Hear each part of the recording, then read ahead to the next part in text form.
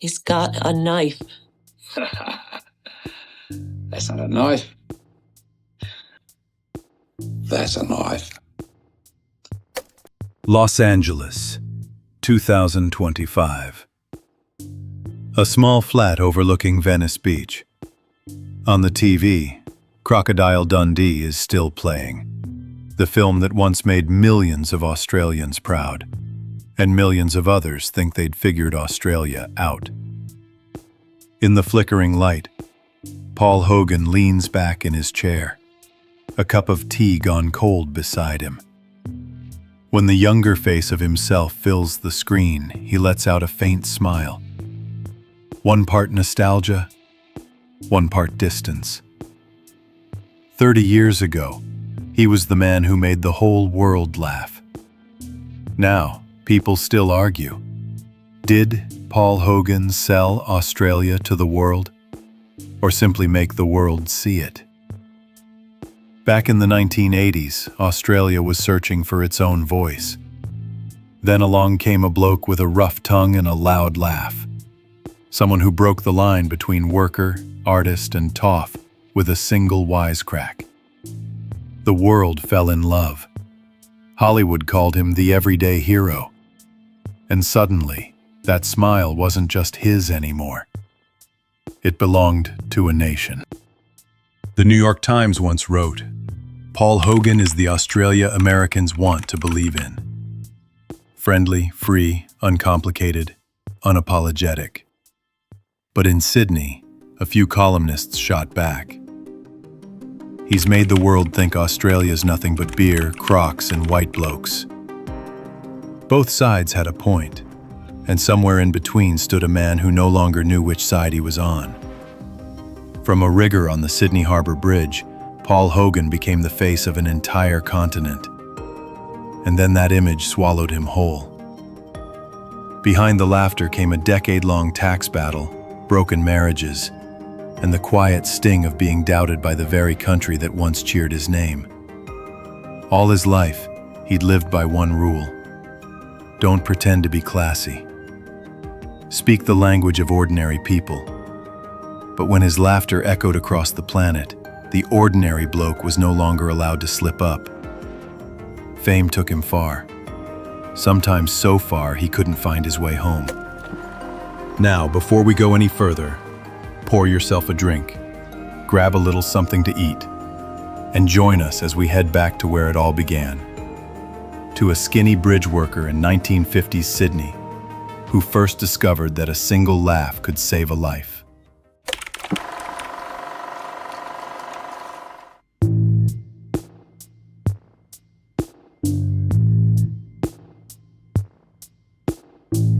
Sydney, the 1950s.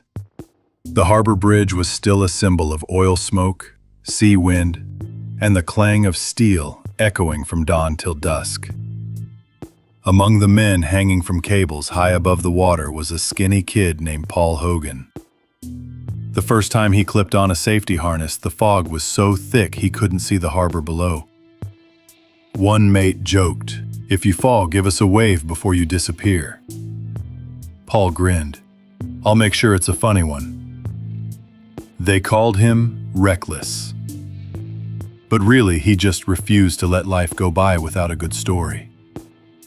Hogan left school after year 10. No money, no connections. He took the rigging job because, as he said later, up there, no one can tell you what to do. The work was brutal, the pay thin, but it taught him something priceless: how to read people. Between the yelling and the wind, he noticed something. When a man laughs, he forgets his fear, forgets who's the boss. From then on, he learned to make people laugh just to survive the day. Years later, in an interview, he said, "Comedy should start on the worksite. If you can make a bunch of blokes smelling like steel laugh, you can make anyone laugh." By the early 70s, Australian television was still proper and polished. Suits, ties, perfect diction. One night, Hogan signed up for New Faces, a talent show for singers and stage actors. When he walked on stage, He didn't sing, didn't dance. He just smiled and said, "I haven't got any talent. I just came to see what everyone else reckons they've got." The audience exploded. The host froze. The judges laughed until they shook their heads. And in that moment, Australia realized that rough-edged laughter carried its own kind of truth. From a bridge rigger swinging above the harbor, Paul Hogan landed on national television, bringing with him the voice, the humor, and the sharp eye of working people. No one knew it yet, but that was the start of a storm that would blow the dust off Australian TV for the next decade. Take a breath. Next up, we move into the Paul Hogan Show, the era when a whole country laughed, argued, and couldn't decide whether he was a genius or just a cheeky bloke who knew how to play the fool.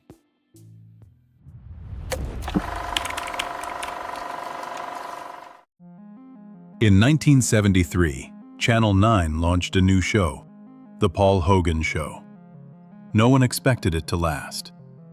A bridge rigger turned comedian? Hogan didn't care. "If no one laughs," he said, "I can always go back to building bridges." The first episode aired on a Saturday night. No fancy studio, no polished set. Just a few chairs, a half-painted backdrop, and a bunch of old mates clowning around. And somehow, that chaos worked. Viewers roared.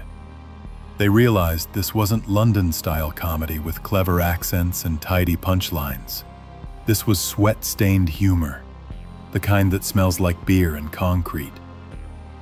Hogan's characters were cabbies, plumbers, loud neighbors. Ordinary Aussies with smart-arse comebacks for every situation. To housewives, he felt like the bloke down the street. To critics, he was a menace to decent television. The media split down the middle. Half said he was crude, the other half called him honest. Hogan never defended himself. "If someone's angry," he shrugged, "it means they heard me." While Australia wrestled with what it meant to be Australian, the Paul Hogan Show accidentally became the face of the nation. Messy, cheeky, warm, and unafraid to laugh at itself. Between episodes, Hogan wrote the sketches, directed scenes, cut the music, and invented side characters, all guided by one simple rule: never forget who's watching.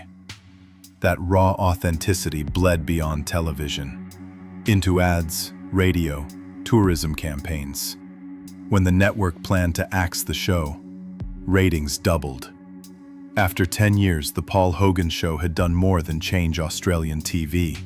It had given birth to what Hollywood would later call the Aussie charm, that effortless, rough-around-the-edges appeal no one else could fake.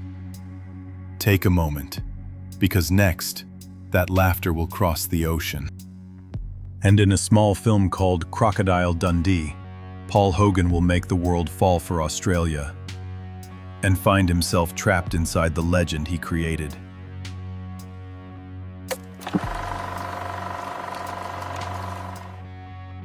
By the mid-1980s, Australian cinema barely had a voice beyond its own shores.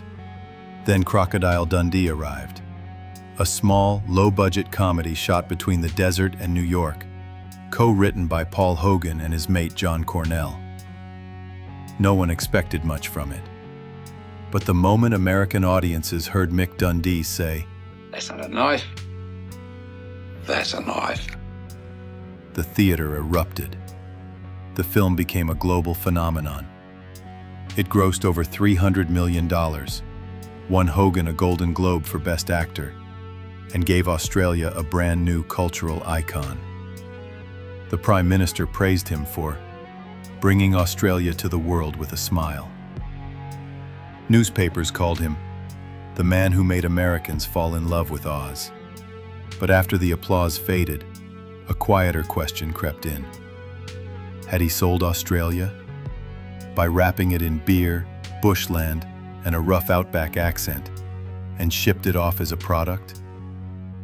One critic wrote, "Crocodile Dundee makes the world believe Aussies only come in two moods, happy or drunk." And another fired back, "He's just telling his story. If you're offended, maybe you've forgotten you laughed too." Caught between both sides, Hogan stayed silent. He neither denied nor claimed the glory. "I'm not an ambassador," he said. "I just make people laugh." But success came with a price. At 47, Hogan suddenly found himself hunted by fame. Interviews, award shows, ad deals, endless spotlights. Whenever he came home to Sydney, crowds would gather just to stare, like he was a talking wax figure. Friends said sometimes he'd slip out of a party, sit on a balcony, and just listen to the sound of real Australian voices among the sea of American accents. When Crocodile Dundee 2 premiered, critics dismissed it as the tired sequel. Hogan only smiled.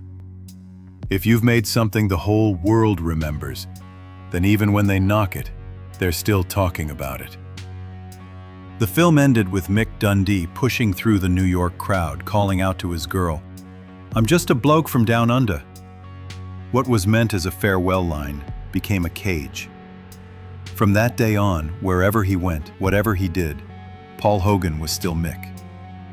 It was the peak, and it was the beginning of every crack that followed. The moment the man who made the world love Australia began to feel that his own country didn't love him back quite the same way.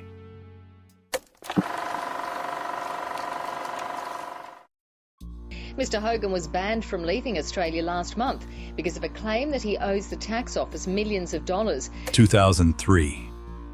The world still called him Mick Dundee, but Paul Hogan was walking into a battle no punchline could save him from. This time, it wasn't a crock.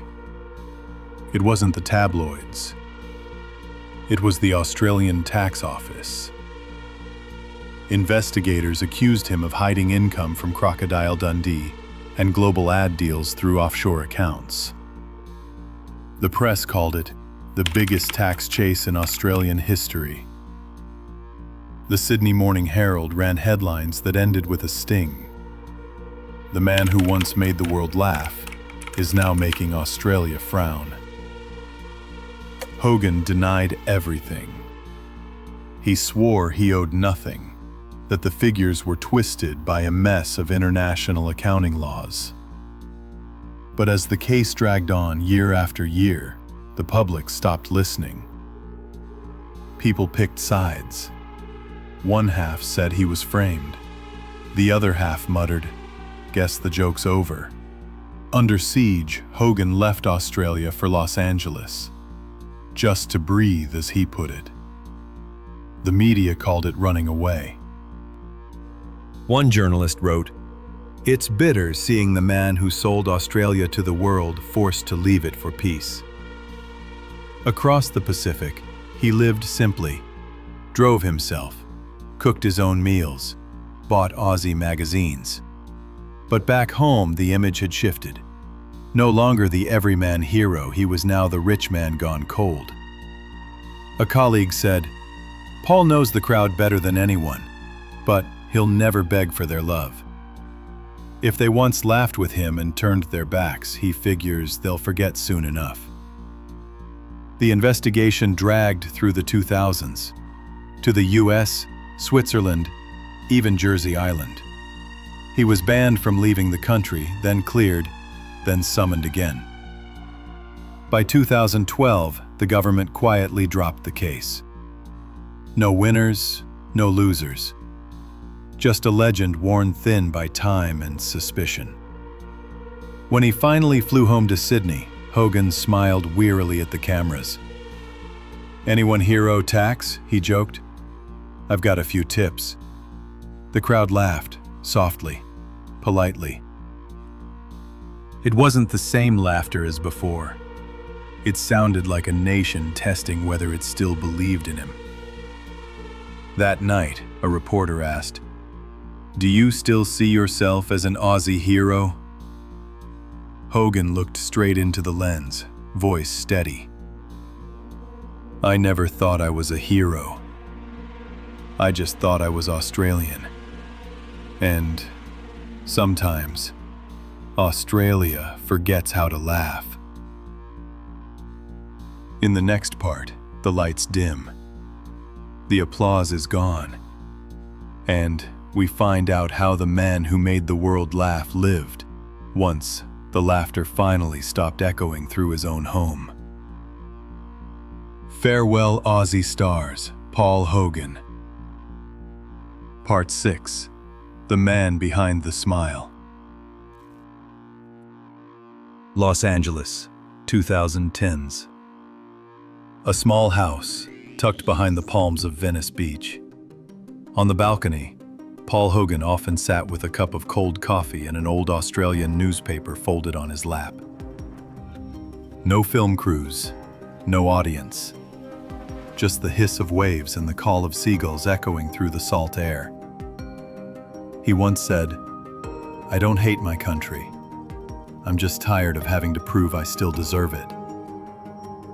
In the living room, a crooked Crocodile Dundee poster hung above stacks of unopened mail and faded family photos. The man who once made the world laugh now spoke softly, sparingly.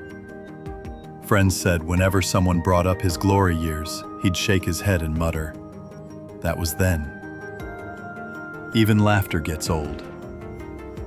His second marriage, to Dundee co-star Linda Kozlowski, ended in 2014. She left Hollywood for a quieter life in Morocco. He stayed, surrounded by relics of another time. A few straw hats, old scripts, yellowed clippings calling him Australia's pride. A neighbor recalled seeing him down at the marina sometimes, chatting with tourists who'd just recognized him. "Someone said I looked different," Hogan laughed. "I told them, good. If I looked the same, you'd be asking for a photo." He never vanished completely. Occasionally, he'd pop up on talk shows or charity events. The same cheeky glint, the same self-mocking humor. But behind every laugh, his eyes drifted somewhere else. The weary look of a man who'd lived too long inside his own caricature.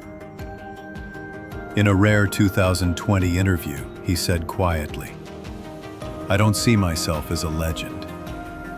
I just got lucky. But sometimes, luck's the heaviest thing you carry." The days moved slower now. Hogan lived quietly between sunshine and memory. People still recognized him on the street, still smiled when they saw that familiar grin. He'd nod back and say the same words every time. "G'day, mate." A simple greeting. Part habit, part reminder that no matter how far he'd wandered, he was still an Aussie. Just one who no longer had a spot waiting for him on primetime TV. And as Australia grew more modern, more diverse, moving past the classic bloke image he embodied, one question lingered in the air. Was Paul Hogan a national treasure? Or just the fading shadow of an older Australia?